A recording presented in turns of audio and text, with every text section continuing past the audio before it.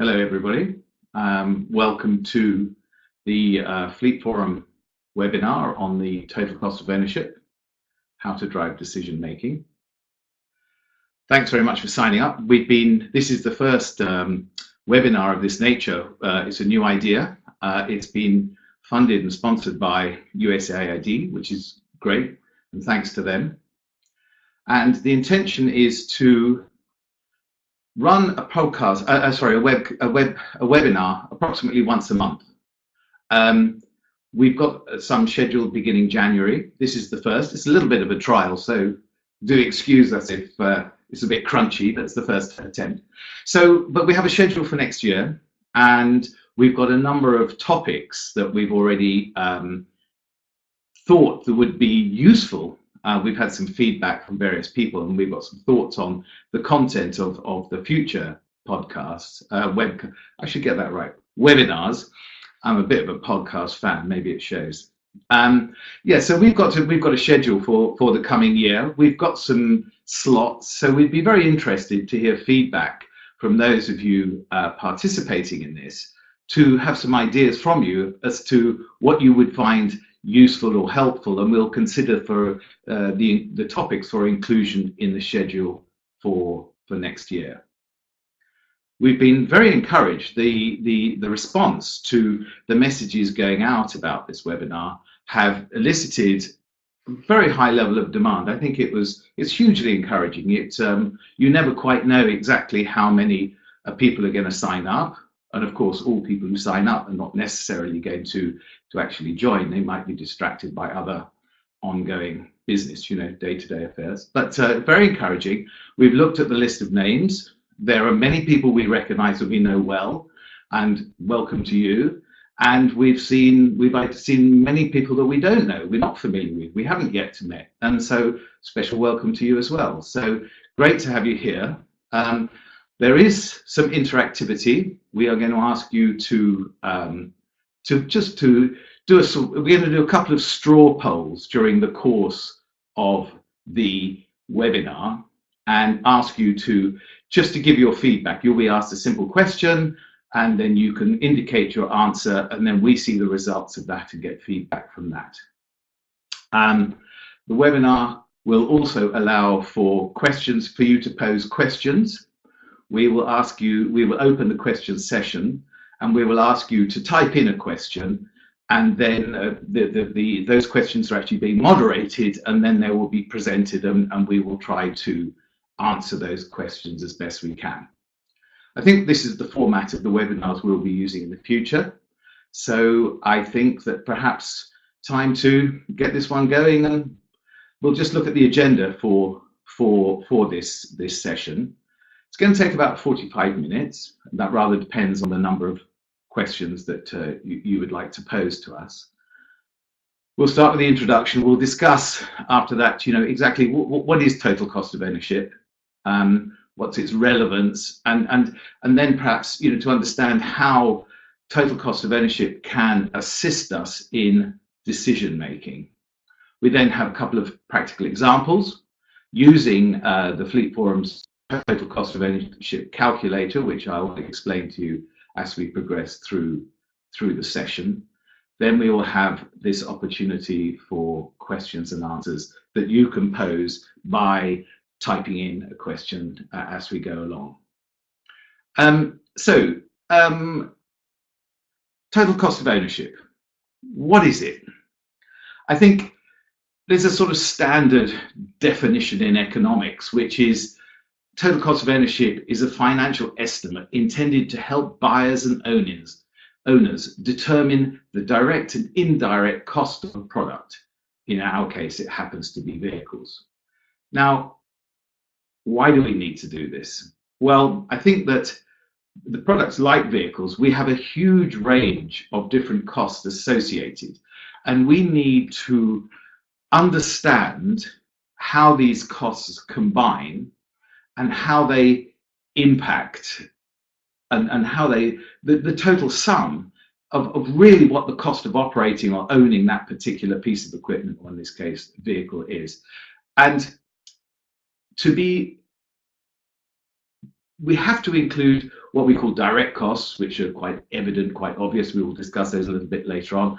And then we have to consider the indirect costs. We bring those all together, we do analysis, and then with the analysis coming out of that process, it gives us sufficient information upon which we can hopefully make better decisions. We can base our decision making on information gathered and analyzed in a constructive and effective manner.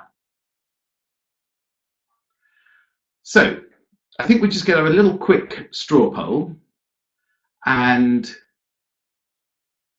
I just want to get some feedback from you. So we're going to have a pose question here. So what I'd like to do, there is a question. You have 3 options. And I just would like to have an understanding from the user side here, you, the participants. When you're budgeting with vehicles, what costs do you include when budgeting for vehicles? And you have 3 options. 1, the purchase of the vehicle and the running costs. We consider every cost that is needed to manage the vehicle, including the time of the fleet manager. And the 3rd one, budgeting for vehicles, E, which suggests to me that perhaps we haven't prepared the 3rd question correctly. Sorry about that. Okay, so what do we, so basically, let's just focus on 1 and 2. The purchase of the vehicle and the running costs. Is that what we consider, or do we consider a broader one which implies the indirect costs as well? So if you'd like to vote on that, if you would just click the box, and if you prefer budgeting for vehicles E, well, please go ahead, feel free. It's you can vote how you wish. We'll just allow a couple of moments for that, and then our moderator will end the survey, and we will see some results.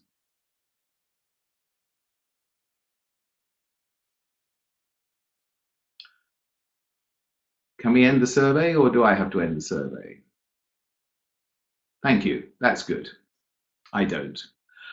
Okay. All right. Well, good. Very kindly. None of you actually voted for the 3rd one, budgeting for vehicles E. Thank you very much, and excuse us. So, okay. So we're seeing that basically it's sort of more than 60% are just looking at the purchase vehicle and the running costs, and 40% are two-thirds are the larger one, including the running costs. 1/3 is suggesting that we should include the broader range of costs. Okay, well, that's quite an interesting split, and there's no right or wrong answer to this, of course, and it rather depends on really what is the objective of your analysis. What do you want to find out? So, all right, well, thanks for the survey. Thanks very much for your input on that. We will ask another question a little bit later on. So here we go. So the basic structure of total cost of ownership in vehicles is we have the acquisition costs, and that the acquisition cost is not simply the cost of buying the vehicle. That is the cost of putting the vehicle into service. And what we mean by that is that you buy the vehicle, you then probably equip it with radio devices, maybe winches or tracking equipment or whatever it happens to be. And then you transport that vehicle, or you deliver that vehicle to the point of use. So that cost of the vehicle itself, the equipment and transport is really figured into the acquisition cost. That is the cost of putting the vehicle into service. So already we're seeing a number of costs that have to be factored into the acquisition. With operation, it perhaps gets even more complicated, the most obvious being fuel, maintenance and repair, and insurance. Perhaps these are very direct costs. But then in addition to that, there are other costs, which could be, do you factor in the cost of the driver, for example? Do you factor in the costs of the overhead cost of having a parking area for the vehicles, having a team that are going to manage the operation of the vehicles? Are these to be included in the total cost of ownership? To me, the ones I just mentioned are indirect, and therefore the decision on whether or not to include them rather depends on precisely what it is you were trying to understand. We will elaborate on that a little bit further in the next slide. Then, sorry, just I hadn't, just go back to the previous slide, sorry. Thank you. So on the question of disposal, then there are different methods of disposal, of course, but what we talk about here is the net disposal revenue. That is the sum, the sum of money that returns to the organization after the vehicle is disposed. For example, if you're donating the vehicle, perhaps there are costs that you have to spend on the vehicle. You might have to pay some taxes or duties before handing the vehicle over to a local partner. You might have some transport costs associated with handing that vehicle over. You might have, if you're selling it through an auction, you'd have some auctioneer costs for disposing of the vehicle. So that figure we're really interested in when we consider disposal is what we call net disposal revenue. That is the balance of cash that actually comes back to the organization. And when we equate those together, it gives us what we call the total cost of ownership. So, as I say, I think really there is this tricky bit about determining precisely what those costs are. Yes, indeed, those ones there are obvious ones that are very visible, that are evident, therefore direct costs, acquisition, fuel, insurance, repair and maintenance. Normally those are very easy to measure, to evaluate and put into the equation. But then with these other ones that I have the question mark next to, these are a little bit more tricky because we have two questions. One is, do we want to include this in the calculation? And even if we do want to include it in the calculation, is it possible to accurately measure those costs and put accurate values into that total cost of ownership equation, in that formula? So, for example, cost of capital. I mean, for most organizations are not actually borrowing money to finance the acquisition of vehicles, but some are. Some are. For example, International Federation of Red Cross, they have an internal loan system and they have a small cost of capital for their leasing program, and therefore that would be included in that one. Fees and taxes. Many NGOs, particularly smaller countries, do have fees and taxes that they have to pay associated with vehicles. Other agencies don't. I mean, the UN and many larger NGOs, most of them are exempt from many duties, taxes, and fees. Opportunity cost. This one is a very difficult one to calculate, and I have some discussion about whether or not this should even be included. But nevertheless, in the standard financial model or economic model of total cost of ownership, opportunity cost should be factored in. Opportunity cost effectively means, do you have a cost of allocating that money into running that vehicle? Could you use that money more effectively somewhere else? Very difficult one to calculate. And I think in our universe, where we're not particularly good on really understanding cost and so on, I think that's a very debatable one. Personally, I wouldn't really think it should be included in our context, but some might think it should. We then have downtime costs.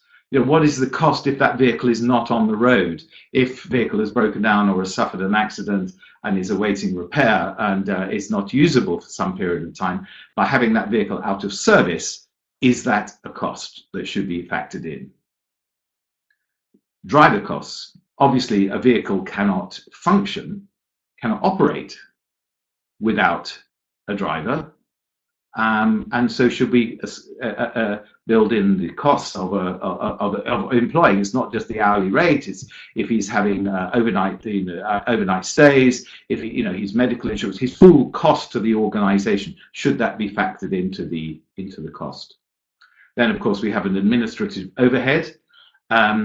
Some people would like to include overheads. Some people maybe not. It depends on the calculation. And then, of course, we have other things like tolls, parking costs, and miscellaneous costs.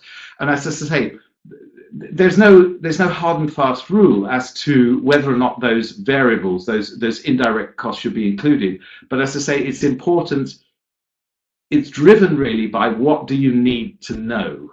What is it that you're trying to understand from that data? So, and I think that we need, if we look at some specific scenarios about how this can drive decision making, then, as I say, quite small there, but we've got a number of little post-its which indicate different areas where perhaps this information would be useful. So for budgeting and planning, what will the cost of the entire fleet be in the coming year? Are we budgeting sufficient amount for that entire fleet for that entire financial period, let's say a year? And I think some of those indirect costs probably need to be factored into that, because these are really going to be the cost of operating the vehicle as such. So the tolls and the parking fees, I think, should certainly be included in that, because in fact, you will be paying out those sums, or the organization will be paying out those sums. And we want to make budgeting and planning as accurate as possible. Most organizations budget for staff separately. So whether or not one puts staff costs into this, maybe the salaries don't go into this, but maybe if you're going to have overnight expenses for drivers who are going to be away on multiple day missions, perhaps that should be factored in, because that is going to be an additional cost. I mean, there's not a definitive answer to this. I think we have to look at each organization and what they need to do to understand, and their bad budgeting processes. But what we're just saying here is be aware of all these costs and make a conscious decision about whether to include them or not. So as we move to the next little post-it there, the yellow one, the asset lifecycle management there. I mean, what we're trying to understand from there is really what's the optimum period to manage, to operate a vehicle? What is perhaps the optimum lifetime of a vehicle? Therefore, if we talk about the lifetime of the vehicle, the costs such as the driver, tolls and fees, I don't think really apply. What we're really interested in in understanding the life cycle are just those direct costs. In my view, I would select only the direct costs if I were looking for a formula or a calculation to assist me in determining the length of the asset life cycle. In the middle one there, the other scenario, we look at vehicle selection. We can look at what are the most cost-effective vehicles. If we have a mixed fleet of different vehicles, if we can measure and capture the true costs of the different vehicle types, one can make accurate decisions on making the optimum vehicle choice, the correct make and model for our operations.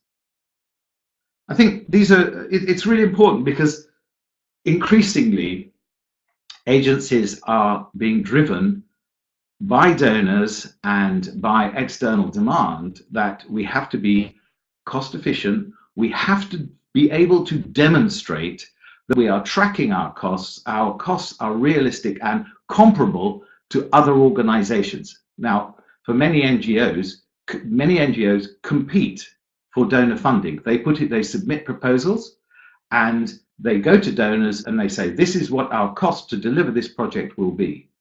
And a number of organizations are saying, our costs are too high. We've got to identify ways in which we can reduce our costs to enable us to be more competitive when bidding for donor funding.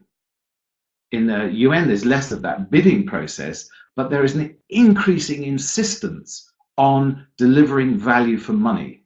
By having this kind of calculation, we can really understand where our costs lie and where the opportunities lie to improve efficiency, reduce cost, which is this constant requirement.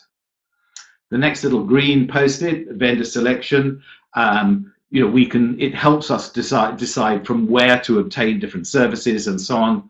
And finally, the last little post-it, lease or buy. We're looking at a different calculation there to understand, particularly in a shorter period of time, what is the better opportunity, what is the better solution to lease a vehicle, or rent a vehicle for a given period, or buy it. Now, if I were trying to understand whether we should be leasing or buying, I would very much include the cost of the driver. Well, under the rental agreement, does the vehicle come with a driver? Because then it has to be comparative. So in that case, the different costs that you would include into the model comparing leasing and buying would also change. You'd probably contain greater amount of indirect costs within that leasing or buying cost model. As I say, total cost of ownership, which are the elements we wish to include in the calculation? Those elements should be driven by what is it that you are exactly trying to analyze. And those were just some examples of how you would adjust the inputs, the values that you would input into that calculation model to give you the most informative answer on which you can base your decision making. I think that, as I say, we are driven by cost, efficiency, and of course safety, security, environmental impact, and these other things. But I think when we're talking of the first pillar, the cost, this is what we're trying to understand. If we have very good visibility of our costs, it gives us the best opportunity for understanding how we can reduce those costs. Okay, so let us have another little quick straw poll.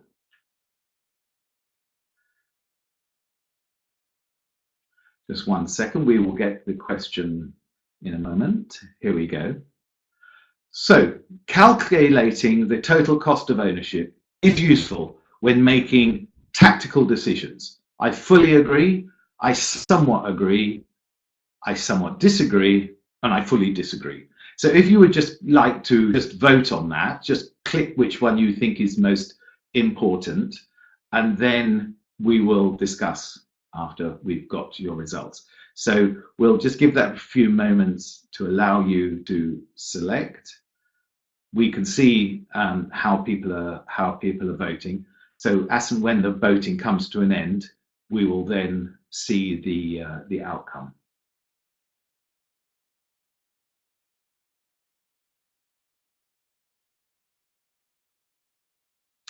Okay. All right. Oh well, good. I've done a good job. I've convinced you. I fully agree.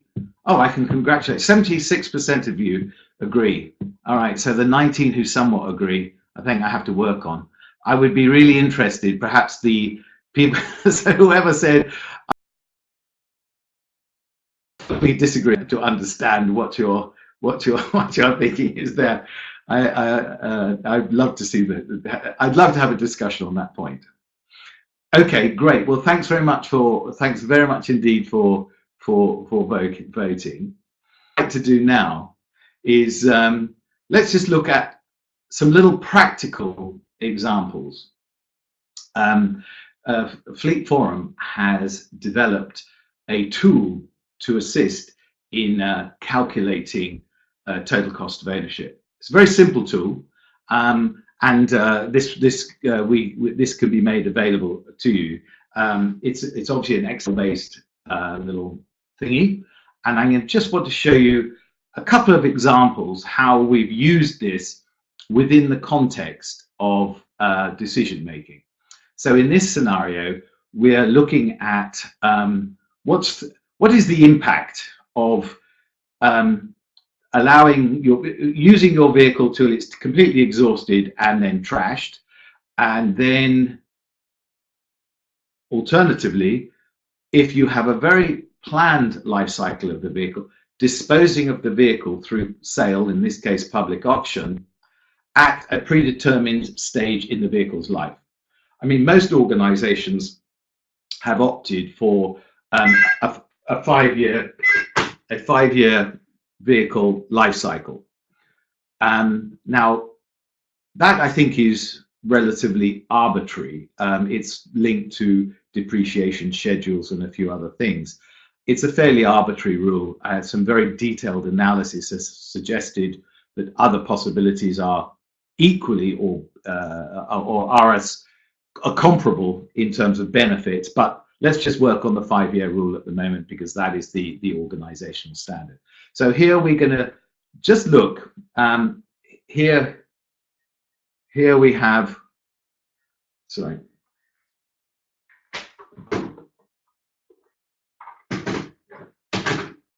that was my phone that just rang. It never rings, that phone. I'm very sorry. So here we have the tool.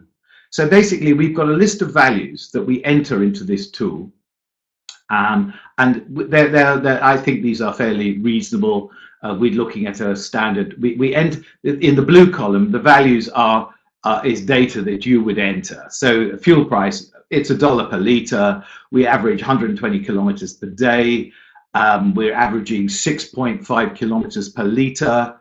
Tires, $800 to replace. The life cycle of tires is normally 20,000 Ks. We're spending $2,200 a year on vehicle maintenance. We have sort of repairs from time to time that we value at $1,000. The vehicle acquisition cost is $35,000. But in this case, we are not doing anything with the vehicle. We are just planting a papaya tree where the engine used to be in that previous slide. And the depreciation period is 5 years. We're spending $1,000 on insurance, and we have this admin cost of, we've just got a nominal admin cost in there, which is a kind of overhead for operating the fleet. Now, with those, and I think, as I say, those are, I just put those values in. I think they're probably fairly representative. They're not meant to be guides or anything. They're just purely suggestive, which gives us this conclusion that basically we're talking about over $16,000 per vehicle per year. This is probably based on a heavy duty 4x4, let's say a Toyota Land Cruiser, but not necessarily so. It is, you know, these are representative figures for that type of vehicle. So, and then based on a 220 days a year when a vehicle could be used, because we're not spreading this over the entire 365 days, we allow for weekends and rest days, etc. So basically it gives us over $70 a day for a vehicle, or it gives us on a per kilometer basis 61 cents per kilometer driven, based on that calculation. Now, if we look in this comparable scenario, here you can see actually, if you could, if we look closely, all the values are the same. There's just one change. So there we go. The one change here is highlighted in the little yellow oval there. So we've sold that vehicle at the end of 5 years for $14,000. So we can see that the cost per year has dropped by just under $3,000. I mean, effectively, and our per kilometer rate has gone from 61 to 51, which is a 20% saving. And I think that this is illustrative. It's not unrealistic. I looked at data. I think we have data on almost 2,000 vehicles that have been sold in the last 3 to 4 years. And so I think that net disposal revenue of 14,000 is not an unrealistic figure. But it just illustrates the impact. A 20% saving on your vehicle cost over a year or over the life cycle, over the total cost of ownership, in fact, which can be driven down. As I say, 20% is a significant saving if one's operating a large fleet and trying to understand how the fleet can be operated more efficiently and more effectively. This is a good illustrator, and it gives a compelling argument to make those decisions. I mean, so many, particularly with NGOs, they say, oh yeah, but our donor won't allow us to sell the vehicle at the end of the life cycle, or the end of use, or the end of the program, the end of the project. my discussions, and I think my colleagues as well, we've discussed with different donors at different times, and if a compelling argument can be presented that it would achieve a significant reduction in the vehicle operating cost if disposal revenue were built into the total cost of ownership, they would be more tolerant, more flexible, more open to the idea of vehicles being disposed and the funds being recycled, rather than insisting on the vehicle being handed over to partners or just run into the ground. Okay, so that's one illustration. We've got another one here. It's vehicle selection. I mean, there's been quite a lot of discussion about, you know, what is the correct model, the lineup within a given fleet. What's the correct lineup between the different makes and models and types of vehicles? And it's really interesting to see, you know, we are as agencies emotionally as well as practically dependent on the Toyota Land Cruiser. When any of us think vehicles, we think Toyota Land Cruisers. I mean, these are, you know, I think they're wonderful vehicles. They've done sterling service. They're so well suited to our operations and so on. But I think we're overly dependent on that vehicle. And a number of organizations have started looking at alternative vehicles that could perhaps deliver better value for money. So what we'll just do here is just draw a comparison. Now, this is not precise data taken from those two types of vehicles. They were illustrative rather than and comparing vehicle A with vehicle B. But if you can see here, there are a number, we've got different costs, those same table of costs, but in vehicle B, those costs are significantly lower. Yes, the acquisition cost is significantly lower, but also the disposal revenue is lower as well. But all of those are factored into that calculation, and we're seeing the cost of the vehicle going from, in the case of the heavy duty 4x4, $14,000 per year to operate that vehicle, down to less than $10,000 per vehicle. Now, in no way at all am I suggesting that every Toyota Land Cruiser in the world should be replaced by a lighter duty 4x4. But I think that we are generally overly dependent on the heavy duty 4x4. We are reliant on that iconic vehicle, and we are reluctant to move away from using that. And I think, again, this is emotionally driven rather than driven by hard facts. But if we can use this tool, this total cost of ownership calculator that's been developed, it would really help us understand what the potential benefit. And when you see that scale of saving of 30%, it is really significant, and it is not unrealistic. I think many of you actually were at the Fleet Forum conference, and we saw a presentation by an organization that has achieved savings of this scale. They are now probably, I think, 1/5 of their fleet of 3,000 vehicles. I think 3,500 vehicles. 600 are now lighter duty vehicles, and they have seen savings of this scale. So this is not a fantasy. I mean, it's a really achievable. And they've used this detailed total cost of ownership calculation to drive decision within the organization about making this change.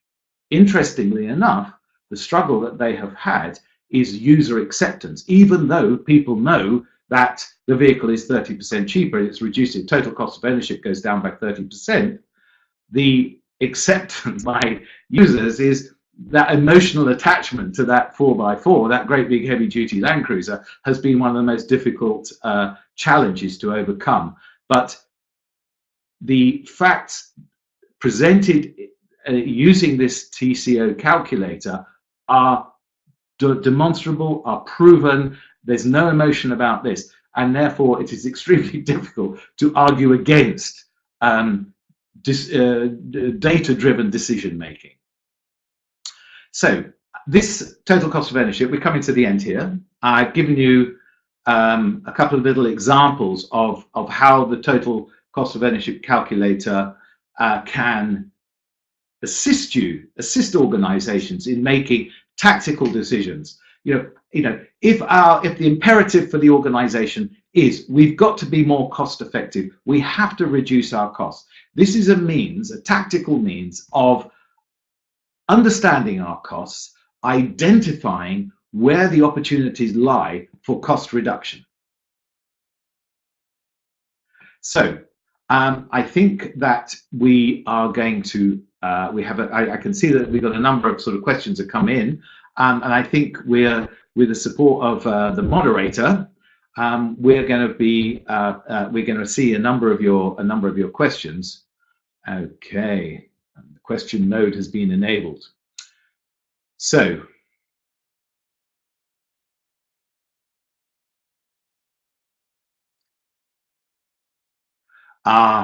yes. So, dear sir, from Mykola, Somania, dear sir, concerning disposal stage, is there any sufficient way to sell out used armored vehicles? Thank you. Very simple answer to that question. Nope. There really isn't. This is, I think it's a really sad reflection as we see this increasing demand for armored vehicles. It reflects so badly on the state, the way in which we're having to work nowadays. Many organizations are having to work. We have seen over time the number of armored vehicles being purchased increasing year on year, quite dramatically so. They are very expensive. They are very difficult to operate. Many drivers struggle to operate these vehicles to their true potential. And then we have problems associated with maintaining, obtaining spare parts for these vehicles. And then, of course, at the end of their life cycle, what are we going to do with them? And most organizations are willing to sell them. And therefore, the only effective disposal method is, in fact, one that costs, in that one has to pay for destruction. It's terribly, it's a nightmare, the whole story of managing these types of vehicles. So very sadly, that's a very long answer to a short question. No, there is not a better way to get to dispose of armored vehicles. Could we have another question?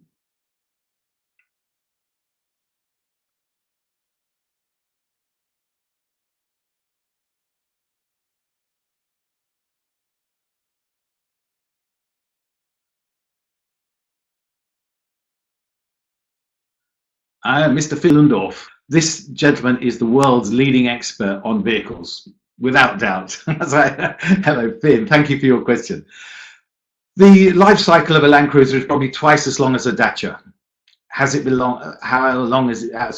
been considered how total cost of ownership looks if a Type A is kept for 5 but 10 years? Resale value may not be dramatically lower than after 5 years.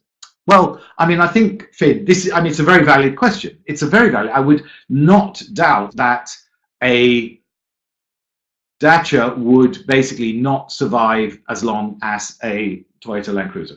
However, what we have to understand with disposal is, when is the optimal time to dispose of a vehicle? Residual values, we've got, as I say, we've got quite a good data set, and the value of the residual value, the value that these vehicles achieve in public auction, they do of course diminish over time. It's interesting that they diminish more according to the odometer reading than the number of years, but it's a sort of, it's a function, the sale price is a function of age of vehicle and number of kilometers driven. But I haven't done this calculation, Finn. However, I think that if one were to do the calculation, I would not be surprised if both of them, if the cheaper model does also stand up well. I mean, we're seeing some quite good residual values on that lighter vehicle, but this is a tool. I mean, using this tool if we had the data, that calculation could be made. But I think that the previous analysis that we've done over time is that and we did a big project on this some years ago, actually, with the International Committee of the Red Cross. They determined that the optimal time to dispose of a Toyota Land Cruiser, and we looked at, I think, a sample size of 1,500 vehicles. And there it was, as maintenance costs rise and the residual value drops, they estimated that probably 6 years would be a better time to, the optimum time to dispose. This could be, so again, long answer to short question. Yes, I think it has, but I think there's opportunity to use this method to really look further at it. And I think using this tool, we could do that. But we'd have to slightly build the tool a little bit further to give it over that long period of time. We'd have to collect data for quite a long period. And with, for example, with the Duster there, the largest data sample there is only 5 years. So we haven't really, because it's only been out that period of time. So we haven't really got a good data sample yet. But good question, Finn. I would love to follow up on this, and we will continue on the analysis. I hope that, good. Mr. Jonathan Baker, hello, sir. Are you saying that there are product substitutes to the heavy-duty Land Cruiser hardtop for use when a heavy-duty 4x4 station wagon is the operational requirement? PS, or are you saying that we need to reduce our use of these where lighter duty and less cost products are sufficient, e.g. urban-based products, vehicles? Very much the second, Jonathan. I'm not saying that we should be using another heavy-duty 4x4 rather than the LC Land Cruiser, the Land Cruiser. What I am saying, and I think this was the example experienced by the organization that's operating a large number of light-duty 4x4s, that they are ensuring that the heavy-duty 4x4 vehicles are being used in conditions where heavy-duty 4x4s are necessary. For example, some places in West Africa, if you haven't got a heavy-duty 4x4, you're not going to get anywhere. However, as we've all seen in our travels, we've all been to different locations. Nairobi is such an example. You see hundreds of heavy-duty 4x4s running around the city, many of which never go beyond the city limits. So, yes, I'm strongly suggesting that we should be more focused on understanding what are our vehicles used for, and using the most appropriate vehicle for that purpose, which means using heavy-duty 4x4 vehicles where they are required and light-duty vehicles where they can manage sufficiently well. It's interesting to note, actually, I just heard that the peacekeeping mission based in Juba in South Sudan, everybody would normally associate South Sudan as a very challenging environment for vehicles, and the expectation is that a heavy-duty 4x4 would be required. They've just ordered quite a large batch of smaller, lighter-duty 4x4s, which they intend to use in and around the town of Juba. And probably those vehicles will never go out of town, and they will be substituting the use of heavy-duty 4x4s. And when we're seeing that difference in cost, total cost of operating, I think it's a very sound decision. So I hope that answers your question, Jonathan. Sunday. Hello, Sunday. Yes. Some people rely on the old or new brands of Toyota. This is because they have been tested and trusted. Sometimes you need to consider spare parts and good maintenance for Toyota, especially at a better manpower to operate this vehicle. Its disposal brings more value from my end against other brands. And you think this affects the total cost of ownership? Well, I agree with all of those points. However, this is truly the value of this tool. We know there is the organization, and I think most of you know it's the International Committee of Red Cross, who are now operating 600 Dusters, or Dachas as they're pronounced, most of which are Dusters. and they are not operate, and they have very good data. They're one of the organizations. They're really a sort of benchmark organization in terms of the quality of their data. They really do have accurate data pretty much on every single one of their vehicles, going back from the very acquisition of the vehicle. Every fueling, every maintenance event is recorded in their FleetWave system. And as I say, they have something like 3,500 vehicles. So this, for us, and they're very open about sharing this information, and very much thanks to them. They really are a class leader in this. But this really does allow this quality analysis. I agree, Sunday, with all of your comments there. I don't disagree with that. However, we have to factor all of the evidence in together to come to the conclusion to base those decisions. And I'm not in any way, as in the reference to Jonathan's question, not suggesting that every Toyota Land Cruiser should be replaced by a lighter duty 4x4. What I'm saying is we should do the analysis and make informed decisions using a tool such as the total cost of ownership. Great, thanks for your question, Sunday. Lucas, how do you ensure that data submitted by suppliers is authentic, given they have an incentive to understate costs? Yes, I would agree, and the easiest thing to do is not rely on the data provided by suppliers. I mean, I wouldn't suggest that, for example, fuel consumption figures provided by suppliers, we should rely on that. But I think all organizations, to a greater or lesser extent, track all costs related to vehicles. We know from logbooks how many kilometers are driven. We know from fueling events the amount of fuel that goes into a vehicle, and we pretty much know the other costs, the maintenance, and so on. So we have sufficient information to feed, to put into the total cost of ownership calculation, or the calculator, should I say, to get those results. Yes, I would very much take the supplier's data with a pinch of salt. We know, as I mentioned, that suppliers' fuel consumption data is not to be relied upon. So rely on our own. We do have enough of our own, so rely on your own data to base that calculation, because then you are sure. If you use your own data, put it in the and do the calculation yourself, you know you can honestly put your hand on your heart and say, that data is from our own fleet. We know this is true. We know where the opportunity, we know what decision this should be driving. Okay, thank you, Lucas. Okay. God, look at that. We're exactly on time. I don't know if we've truncated the number of questions, but we've come to the end. Really great questions. Thanks very much for your input. As I say, thanks to USAID for funding this exercise. We have a series of USAID funded webinars coming up in the next months. You will be kept aware through the normal channel.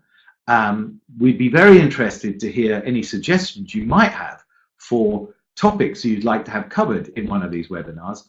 And we very much hope to see you signing up for another webinar. And I think there is a sort of feedback thing that we'll be asking you. And Jonathan is asking, why am I not wearing my glasses on my forehead? Well, Jonathan, sadly, because I'm an old git, I can't read my screen very clearly without my glasses. But thanks for that charming question. Thank you, JB. All right, well, thank you very much, everybody, and thanks for participating in this webinar, and we hope you found it useful.